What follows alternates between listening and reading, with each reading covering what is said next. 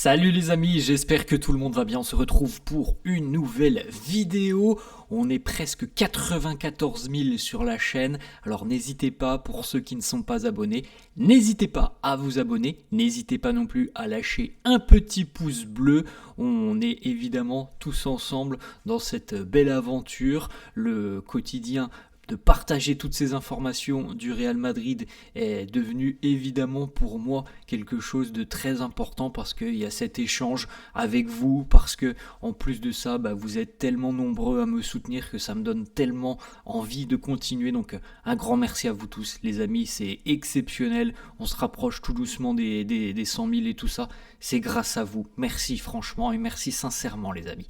On va démarrer avec les unes des quotidiens madrilènes, le quotidien Marca qui titre Sois Gigantes. L'Espagne section féminine est en finale de l'Euro. La finale tant attendue aura lieu ce week-end. L'Espagne va affronter l'Angleterre. Victoire hier après prolongation de la sélection espagnole, 1-0 face à l'Allemagne. Félicitations aux féminines. Ça nous promet une belle finale ce week-end. Ensuite, les petites informations qui concernent le Real ici. Mbappé insinua que sera el nuevo 10 del Madrid. On l'a évoqué un petit peu hier et les informations ont été implicitement confirmé par Kylian Mbappé. On regardera ça dans quelques instants. La une du quotidien AS, finalissimas. L'Espagne en finale de cet Euro féminin. En ce qui concerne le Real, on n'a pas beaucoup d'informations qui concernent le Real sur cette une du quotidien AS. En revanche, on note bien l'arrivée de Marcus Rashford du côté de Barcelone et donc encore une fois, pour le Barça, un élément important qui va densifier déjà le beau secteur offensif du Barça, puisque quand on imagine Lewandowski, Lamine, Rafinha et qu'on rajoute à ça Marcus Rashford, le Barça devient encore un peu plus dangereux. Donc on est évidemment impatient les amis de retrouver, on l'espère, un Real Madrid au niveau d'un Classico et au niveau du Barça, parce que souvent on a l'impression d'avoir une année sur deux, une année c'est pour le Real, une année c'est pour le Barça.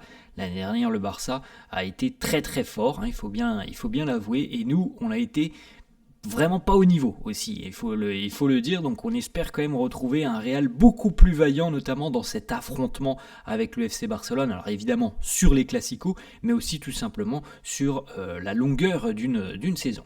On poursuit les amis avec d'autres informations. Alors là on va évoquer un petit peu le mercato. Selon Marca, le Real pense très sérieusement à recruter un défenseur central. Du côté des Merengues, on envisage de se renforcer à ce poste très important parce que on pense que c'est l'un des points faibles de l'équipe à l'heure actuelle, la défense centrale qui a déjà été problématique tout au long de la saison, tout simplement parce qu'il y a eu des joueurs qui n'étaient pas à leur niveau, il y a eu des problèmes physiques, on pourrait rajouter aussi beaucoup de choses, mais il est évident que la défense du Real est problématique depuis à peu près un an maintenant, et il semblerait que Xabi Alonso en fasse le même constat. À peine un mois et demi après son arrivée, le constat de Xabi Alonso est qu'il faut certainement recruter un autre défenseur central pour se renforcer et pour aussi envisager évidemment l'avenir sans Rudiger. Alors, il sera là cette saison, Rudiger,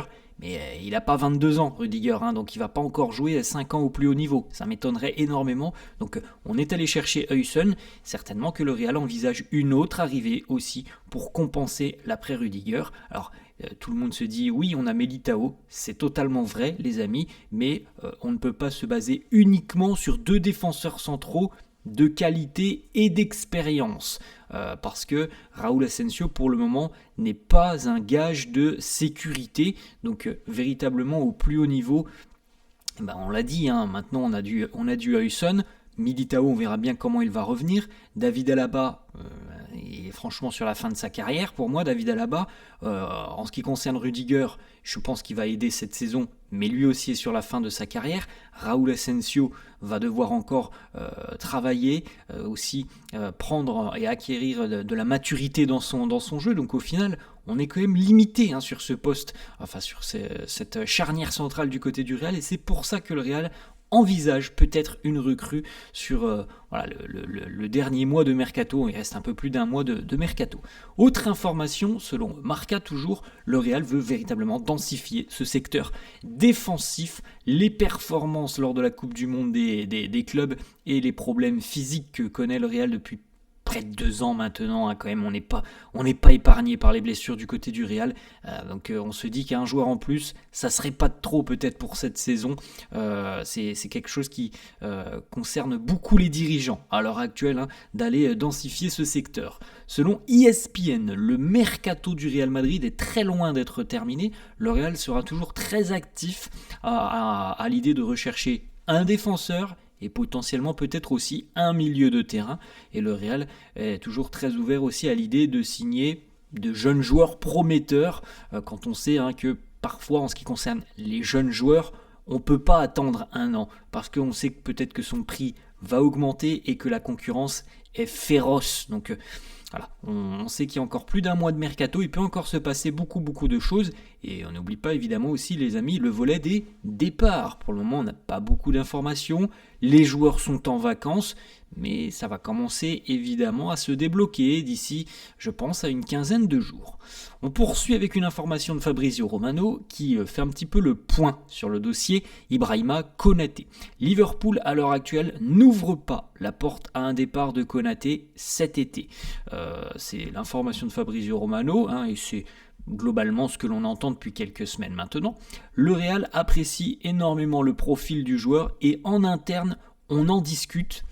Selon Fabrizio Romano, si Liverpool ouvre au final la porte à un départ, ça sera en fin d'été et on verra bien quel sera le comportement du Real si cette fenêtre de départ est ouverte. Donc grosso modo, les amis, Liverpool va tenter jusqu'au bout de cet été peut-être de convaincre Konaté de prolonger. D'ailleurs, l'information que l'on a eue aussi hier, c'est que Liverpool a proposé et soumis une nouvelle offre de prolongation aux défenseurs français. Donc les Reds, à mon avis, moi je le vois comme ça, ils vont essayer, là encore pendant à peu près 1 mois, de prolonger Konaté, et peut-être qu'aux alentours du 20 août, à peu près, aux alentours du 20 août, s'il n'y a pas d'évolution positive, peut-être que Liverpool va se dire: bon, on le met sur le marché, on verra bien si un club est disposé à nous offrir quelque chose d'intéressant sur cette fin de mercato, parce que les Reds n'envisagent pas de le perdre gratuitement. Donc voilà, ils seront peut-être obligés de brader le prix. À l'heure actuelle, les amis, dans ce dossier, c'est quand même le Real pour le moment qui est quand même plutôt en position de force. Si Liverpool veut véritablement le vendre, les Reds vont devoir le mettre sur le marché dans à peu près 1 mois et le prix sera bradé parce que en général on ne pose pas 50 millions d'euros sur un joueur à qui il ne reste plus qu'1 an de contrat, et donc Liverpool sera évidemment obligé de revoir ses exigences à la baisse. Bon, on verra tout ça d'ici 3 semaines, 1 mois. Autre information, selon Marca, le Real considère très sérieusement l'opportunité de soumettre une offre d'ici à la fin du mercato à Liverpool. Donc pour le moment, les joueurs sont en vacances, mais je pense, comme je l'ai dit les amis, que d'ici 15 jours, 3 semaines, ça va quand même bouger beaucoup plus concrètement et sérieusement. Ensuite, autre information, là c'est toujours Marca qui nous sort cette information. Alors William Saliba, lui c'est un dossier un peu différent parce que William Saliba n'est pas sous contrat jusqu'en 2026, mais jusqu'en 2027. Donc ça change la donne évidemment pour Arsenal qui a quand même beaucoup plus le temps de manœuvrer, d'échanger avec le joueur et ses représentants. Mais selon Marca, William Saliba serait déjà prêt à faire un effort financier pour rejoindre le Real Madrid. Le club est aussi, du côté du Real, est aussi très intéressé par le profil de Saliba. Moi, je me suis exprimé en début de semaine, je crois, et je vous ai dit, s'il y a une préférence sur l'un des deux joueurs, moi je préfère qu'on aille chercher Saliba. J'aime beaucoup Ibrahima Konaté, j'ai une préférence pour Saliba. Maintenant, comme on l'a évoqué aussi, le dossier Saliba est beaucoup plus compliqué. Pour cet été, il est beaucoup plus compliqué que le dossier Ibrahima Konaté. Au final, avec Saliba, s'il n'a pas prolongé d'ici là avec les Gunners, on sera dans la même situation qu'avec Konaté, mais ça sera dans 1 an. Donc je pense à l'heure actuelle que le dossier le plus simple, entre guillemets, est celui d'Ibrahima Konaté. Autre information du quotidien AS, le Real est très heureux des performances de Dean Huijsen. Je pense que tous les supporters du Real sont évidemment très heureux de ce qu'a pu apporter Dean Huijsen sur cette Coupe du Monde des clubs en l'espace de 3 semaines, 1 mois. on a déjà vu à quel point il allait être important, quel allait être son rôle et l'impact qu'il a déjà eu du côté du Real. On l'a vu ça, cet impact, et donc évidemment c'est un pilier de l'équipe de Xabi Alonso. Il y a une place de titulaire qui lui est accordée à Dean Huijsen, il n'y a pas de doute là-dessus.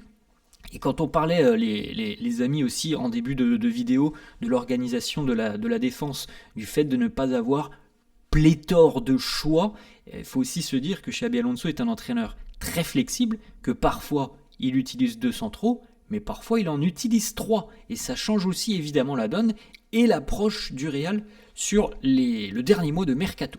Petite photo d'ailleurs, Dean Huijsen était présent hier du côté de Marbella. Il a pu s'entraîner un tout petit peu. Alors il est surtout venu dire bonjour à Alvaro Arbeloa et aux coéquipiers de la Castilla qui eux sont du côté de Marbella. Donc il n'a pas fait un entraînement complet avec eux évidemment, mais il est venu toucher un tout petit peu le ballon. Il a serré les mains parce que Huijsen est en vacances dans le sud de l'Espagne, donc en Andalousie du côté de Marbella, et il s'entraîne énormément du côté du complexe sportif de la ville de Marbella, et donc il y avait la Castilla qui était présente, donc voilà, ça nous a permis d'avoir cette petite photo.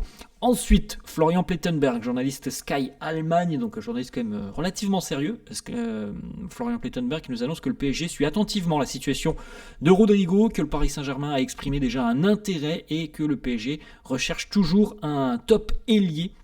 Mais l'approche du Paris Saint-Germain dépendra des opportunités de marché. Personnellement, les amis, après, tout le monde peut se faire sa propre opinion des informations mercato. Moi, quand je vous dis que des infos, je les sens pas trop, on en parle. Celle du Barça, je vous ai dit, il y a 1% de chance que ça soit possible. Celle-là, il y a certainement plus de chances que du côté du Barça, mais je n'imagine pas le PSG aller sur Rodrigo. Pour moi, le plus concret à l'heure actuelle, c'est Liverpool. Et peut-être à la rigueur le Bayern, si le Bayern ne va pas chercher Luis Diaz, mais j'ai du mal à imaginer que le Paris Saint-Germain ira chercher Rodrigo.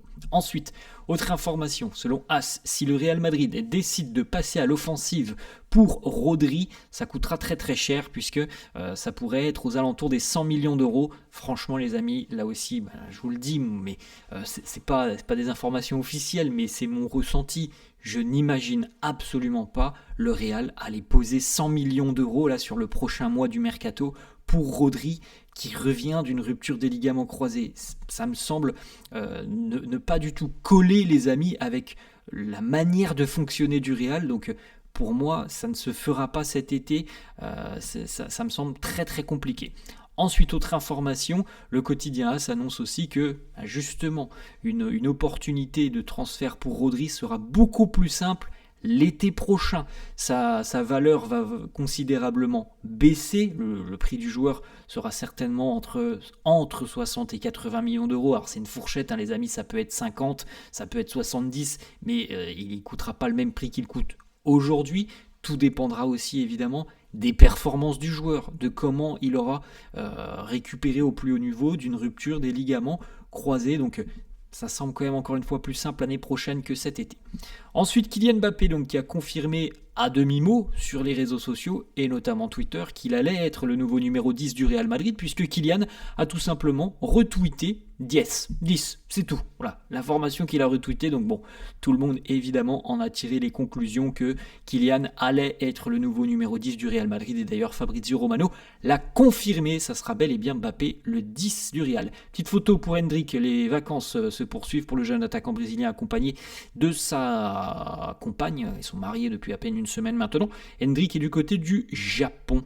Et puis une petite photo aussi pour terminer, ça c'est une fan de Vinicius qui a réalisé une belle œuvre d'art pour le Brésilien, donc vraiment très beau tableau d'ailleurs pour Vini, très heureux de poser aux côtés de cette jeune supportrice. Voilà les amis, la fin de cette vidéo, j'espère que ça vous a plu, n'hésitez pas comme d'habitude à lâcher un petit pouce bleu, merci à tous ceux qui le feront, n'hésitez pas non plus à vous abonner à la chaîne, je vous souhaite une très bonne journée et je vous dis à la prochaine, ciao.